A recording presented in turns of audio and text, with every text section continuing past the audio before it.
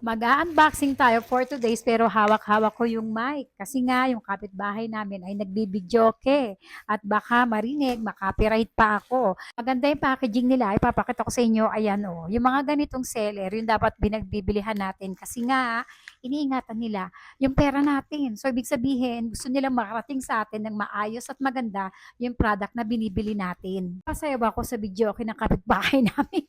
Grabe yung bubble wrap na ginamit dito. Look at that, ang dami, di ba?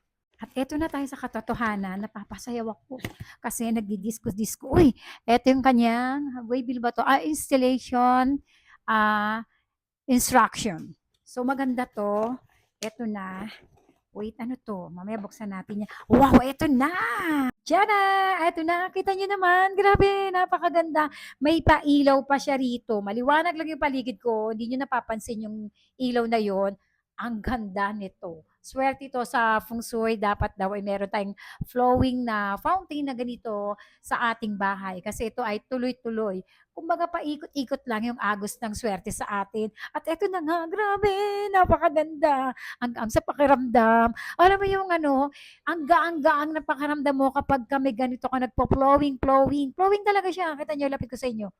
Oh, wow! Grabe, napakagaling. Kanina pinatay kong ilaw, talaga na-appreciate ko tong liwanag na to. Try ka nga natin. Try natin para makita nyo. Oh, ha? Sabi ko naman sa inyo, di ba? Ang ganda, grabe.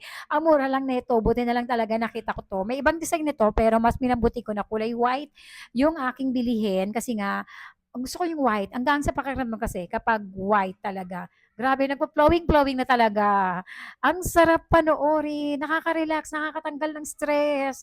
OMG, ang ganda niya sa personal.